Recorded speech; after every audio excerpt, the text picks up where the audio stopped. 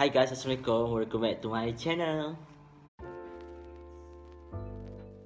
Okay, hari ni saya nak buat satu perkongsian berkaitan dengan study smart.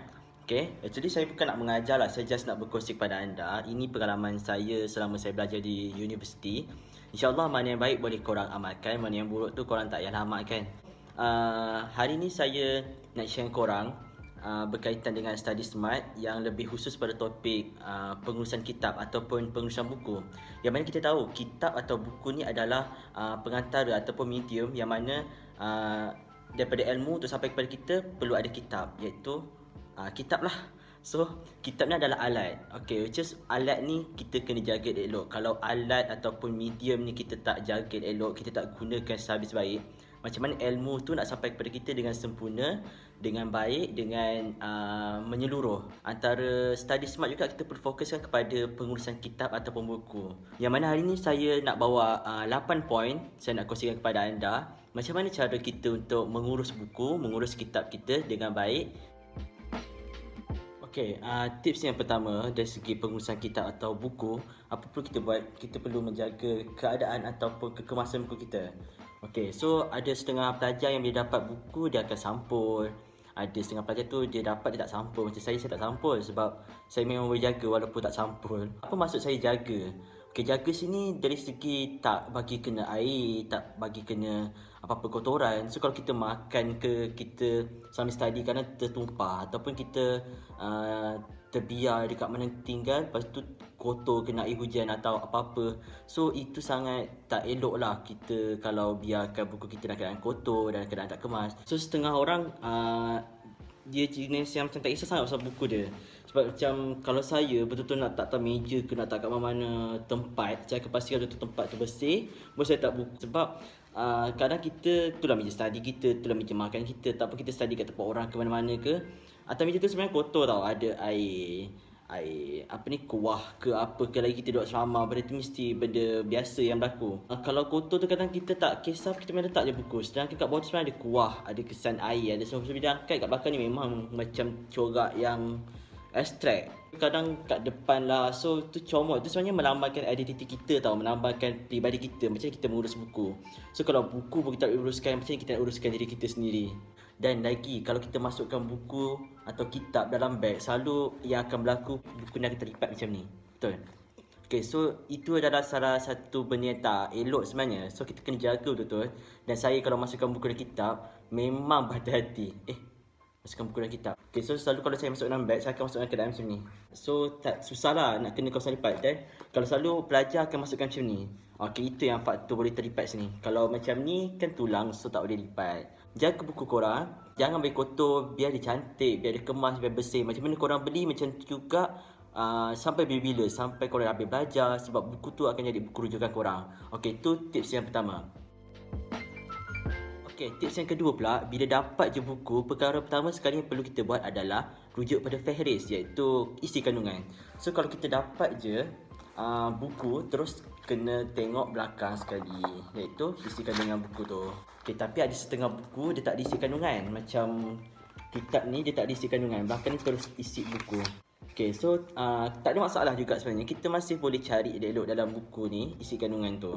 Bila dapat isi kandungan, apa perlu kita buat? Kita perlu fahami, kita perlu teliti. Daripada isi kandungan tu kita akan tahu apa yang kita akan belajar dalam buku tu. Bila dah dapat je buku, dah tengok isi kandungan, apa perlu kita buat? Pertama sekali, selepas kita dah fahamkan betul-betul apa isi kandungan tu, ataupun kalau tak faham pun tak apa, at least kita dapat gambaran awal lah. So second thing, perlu kena pasti mana bab, mana fasal, mana mabahas, mana matlab. So daripada situ kita boleh highlight kan. Okay, macam ni kita tahu bab awal. Okay, bab awal warna purple. Mana lagi warna purple? Okay, ni bab sani. Okay, ada 2 bab je. So buku kita dapat hitam putih je tau. So yang nak warnakan tu adalah kita sendiri. So bila lepas bab ada fasal. So fasal saya colorkan warna biru. Fasal sani, fasal sadis, robek. Dan next masuk pada bab kedua. Bab fasal kita ada mabahas. Okay, dan berikutnya itu perlu kita buat. Daripada situ kita memudahkan kita lah sebenarnya. Okay, bila dah settle tu, kita akan mulakan pembahagian kitab ni mengikut pada stiker ni. Okay, macam ni lah. So korang boleh beli stiker ni murah je dekat DIY, ada dekat maktabah mana-mana mostly ada lah. Kalau boleh ambil yang warna-warni, sebab setiap warna ni buat kita boleh membezakan lah mabahas ke matlab ke. Okay, bila dapat terus cari mana fasal, mana bab, mana mabahas, dan situ kita akan bahagikan kepada stiker ni. Macam ni. Okay, nampak ni. Warna hijau ni bab. Okay, hijau bab, yang ni adalah dia punya mabahas. Okay, kenapa saya bezakan kiri kanan? Sebab saya mudah nampak. So kalau ni bab, ada 2 bab je dalam buku ni. Kalau yang ni mabahas. Okay, warna pun saya buat beza, tapi terpulang pada korang lah. Okay, yang penting kita kena letak stiker ni supaya once kita nak study apa, kita boleh tengok, okay, aku nak ke bab yang kedua. Terus tengok stiker ni, terus buka. Dapat dah. Okay. Okay, seterusnya yang ketiga pula, lepas kita dah bahagikan kita punya fehris, kita dah bagikan bab, mudah untuk kita study. So kita nak mula study dah ni. So, antara perkara penting juga selain daripada pensel yang perlu kita gunakan adalah highlighter. Okay, highlighter sangat penting. Sebab apa? Highlighter ni lah membuatkan kita lebih fokus ataupun lebih mudah nampak point sebenarnya. So bila kita study, kita akan highlight. So kalau korang nak tahu highlight ni, lagi better kita beli highlight yang banyak warna lah. Sebab lagi banyak warna, bagi banyak point kita boleh create. Kalau kita tengok pada contoh yang saya pernah buat sebelum ni, okay, nampak? Setiap warna tu ada maksud dia sendiri. So saya akan colourkan warna biru pada point utama. Okay, next purple, orange, hijau.